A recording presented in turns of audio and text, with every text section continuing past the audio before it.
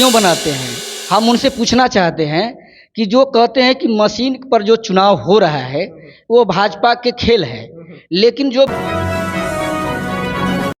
नमस्कार, आप देख रहे हैं एक्सप्रेस इंडिया। मैं हूं आपके साथ श्याम सुंदर कुमार। आज पहुंच चुके हैं बिहार के कैमूर जिले में। यहां पे उपचुनाव हुआ था और उपचुनाव को लेकर बहुत सा माहौल गर्मा गर्मी चल रहा था।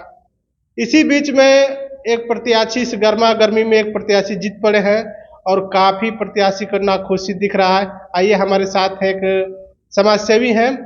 तमाम बातों पर, राजनीति की तमाम बातों पर हम फोकस करेंगे और तमाम बातों की जानकारी हम इनसे लेंगे। आइए इनसे मिलाते हैं।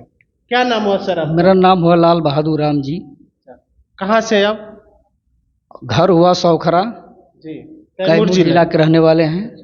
ये बताइए कि उपचुनाव को लेकर आप उपचुनाव को कैसे देखते हैं?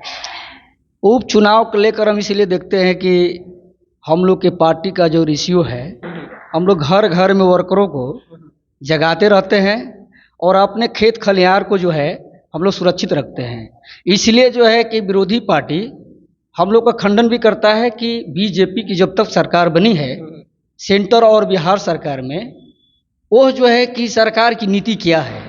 लेकिन हमारी सरकार के माननीय प्रधानमंत्री जी वह जो है दलित शोषित समाज को जगाने का काम किए हैं और जो गली गली में जो किसानों को जो ऋण से मुक्त किए, जो अनुदान ऋण देकर जो है किसानों को भरपूर पानी और खाद सारा चीज़ देने का उत्पादन करते हैं और राशि भी देते हैं। इससे जो है कि किसान और मजदूर दलित उनके ऊपर हमारे पर जनता उमड़ कर और जो है कि विश्वास जताती है और विरोधी पार्टी को ठोकर मारती है। ये बताइए कि रामगढ़ में उपचुनाव हुआ था और लड़ाई में बीएसपी था, लेकिन क्या हुआ कि बीजेपी जीत गई?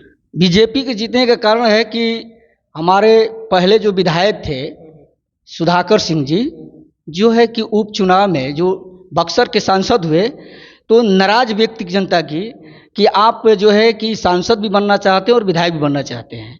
इसलिए जो है कि पुनः अशोक विधायक जी को पूरे सर्वसम्मति से वहाँ की जनता ने देखा कि एक खेत खलिहान को अच्छा से देखते हैं, इसलिए उनको विधायक बनाने का प्रयास लोग किया, विधायक बना भी दिया।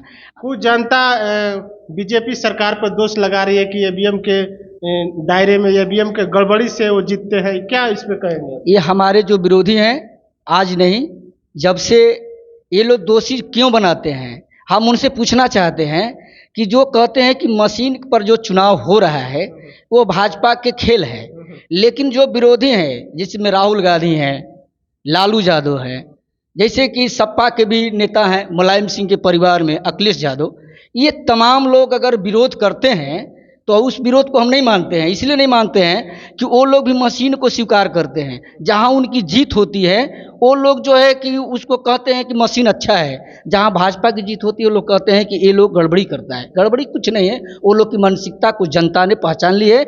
इसलिए बिहार में 4 सीट जो चुनाव हुआ 24 में, जो अभी रामगढ़ में हुआ, बिहार में 4 सीट था उपचुनाव का, वो गया में भी जीतन मांझी की पतोह जीती हैं और जो है कि अशोक जी जीते हैं और 2 सीट था उस पर हमने चारों सीट पर मैंने दावा किया कि जनता की पहचान कैसी होती है। यहाँ की महागठबंधन सारे लोग अपनी शक्ति को दिखाया, लेकिन जनता उनको स्वीकार नहीं कर रही है। माननीय प्रधानमंत्री जी को विकास को देखकर, उनकी सोच को देखकर भाजपा की जनाधार बढ़ते जा रहा है। 25 में भी हम दावा करते हैं।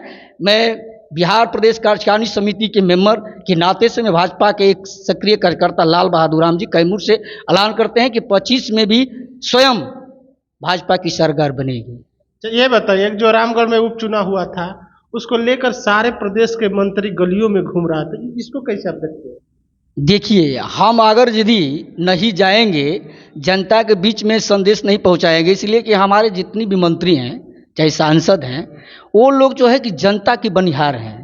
वो लोग अपना बनिहागी करता है, अपना खेत खलिहान को अगुड़ता है। इसलिए नरेंद्र मोदी जी वो लोग को हर गली में छोड़ते हैं कि अपना खेत को संभालो और हरियाली लाओ। इसलिए जो है कि जनता खुश होकर हमारे एमएलए बनाता है और बनाएगा भी।